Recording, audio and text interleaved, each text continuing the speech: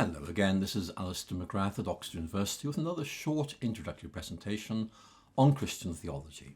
Now in this presentation I'm going to look at the area of theology as often known as ecclesiology, from the Greek word for church, ecclesia. That's all about the doctrine of the church. So what do Christians believe about the nature and purpose of the church? Well, here we encounter a variety of opinions and I'm going to help you map these out to try and help you develop your own ideas on these questions.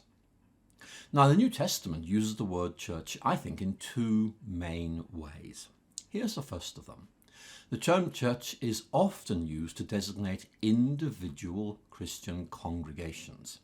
In other words, to local, visible gatherings of believers.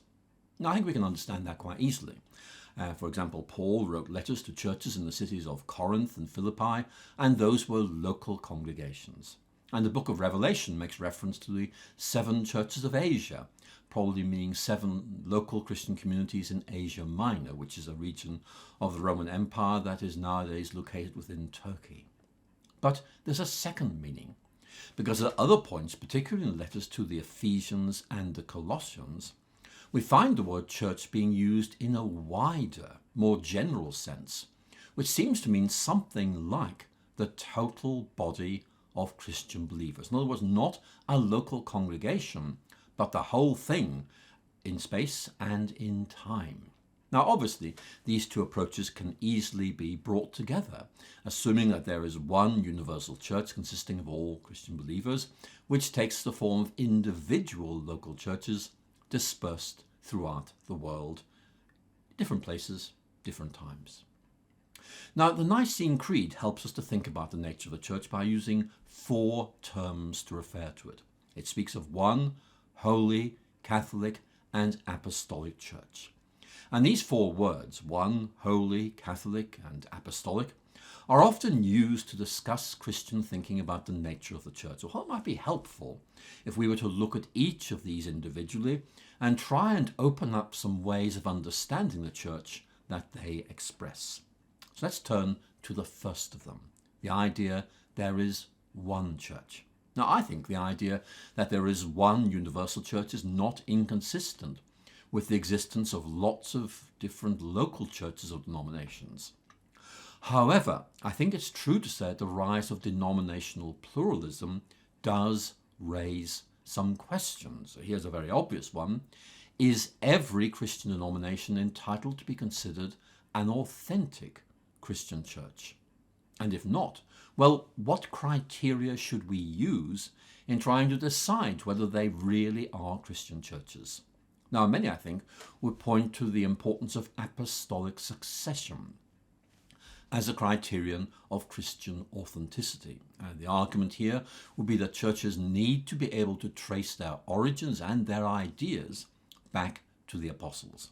And I'll say a little bit more about that presently when we come to think about the idea of the church being apostolic.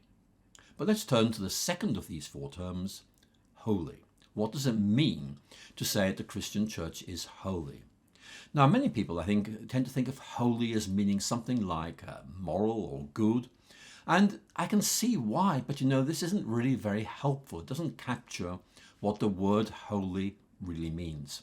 To be holy really means to be set apart, to be different, to be called to be distinct, to reflect the character of God, rather than passively endorse the values of our cultural context.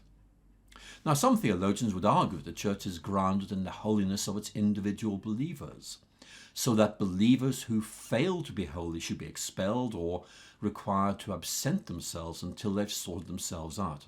So there, the church is holy because individual believers are holy.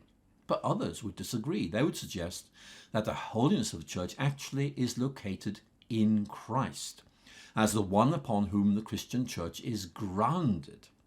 Thus, for Augustine of Hippo, for example, the church cannot hope to be a community of saints in this world because its members are contaminated with original sin. I mean, they can aspire towards holiness, but that doesn't mean they are holy.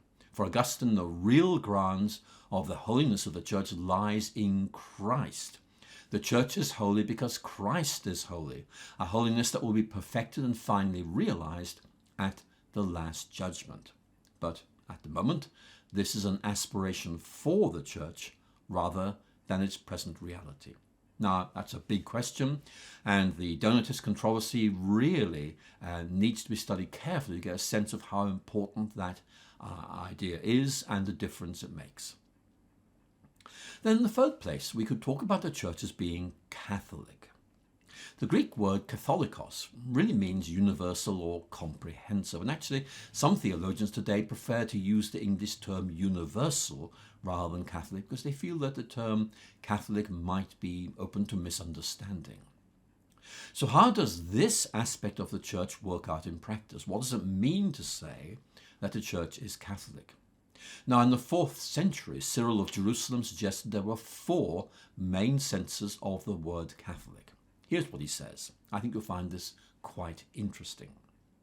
He writes, the church is thus called Catholic because it is spread throughout the entire inhabited world, because it teaches in its totality every doctrine that people need to know, because it brings to obedience all kinds of people, whether rulers or their subjects, the educated or the unlearned, and makes available a universal remedy for every kind of sin. In other words, the church possesses a cure, a total cure for every aspect of human nature. So what about the church being apostolic? Now, the issue here is the relationship of churches right here and now to the apostle. To what extent do churches base their practices and their teaching on the apostles? That is, the group of people who originally gathered around Christ. Now, for Catholicism and Orthodoxy, the historic continuity between today's churches and those of the past is ensured through the laying on of hands for those to be ordained as priests and bishops. It's institutional.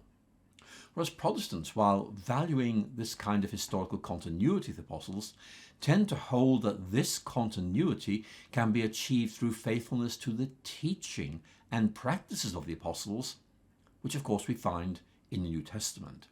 So the idea here is to remain faithful to the New Testament because that is a measure of being apostolic. Now, Christian writers of the late 2nd and early 3rd centuries, like Irenaeus or Tertullian or Clement of Alexandria, did indeed talk about an apostolic rule of faith.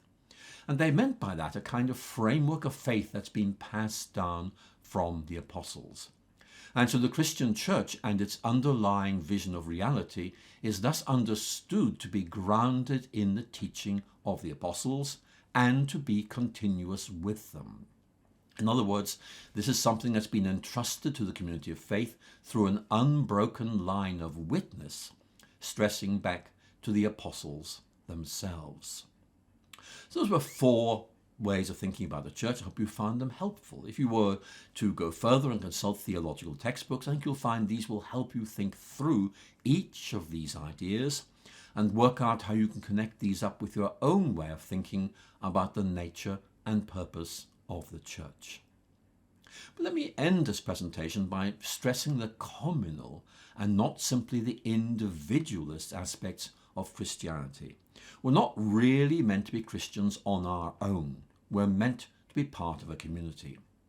And C.S. Lewis, reflecting on his own experience of spiritual growth and how he himself learned about faith, remarked that, and here I quote, "The one really adequate instrument for learning about God is the Christian community." Now, I think that quote is really very helpful. If you want to find what Christianity is, ask Christians. And it's important, I think, to appreciate that Christianity sees the community of faith as a basis of support, encouragement, and, of course, learning.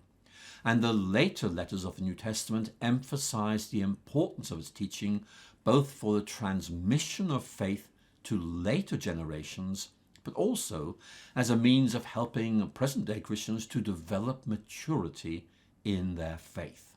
Because it's within this community, the church, that the life of faith takes roots and develops. And although C.S. Lewis found his faith stimulated and enriched in other ways, most notably I think through the group of colleagues that we know as the Inklings, it's very clear that Lewis realized that the Christian community of faith, both past and present, gave him a way of deepening his understanding of faith and being able to use this to grow in wisdom and appreciation of what it was all about. And Lewis reminds us that the writers of the past, like Athanasius or Augustine, can be an important theological resource for us today. These are classic writers for a reason, and the reason is the present continues to find them to be useful and helpful. Now listen, there's a lot more that needs to be said about Christian ideas about the church, and I'm afraid I just haven't the space I need to talk about so many aspects of this, like, for example, the Donatist controversy, or indeed the Reformation debates about the identity of the church, or indeed, more recently, the ecclesiology of the Second Vatican Council, which I have to say is very interesting. But that's all there for you to discover. But listen, it's time to move on, and I want to move on to one final area of Christian theology, which of course is the idea of the Christian hope. And once we've looked at that in the next presentation, we'll move on to think about how you can use theology and how you can take things further on your own. So I look forward to speaking to you again very soon. Thanks for listening.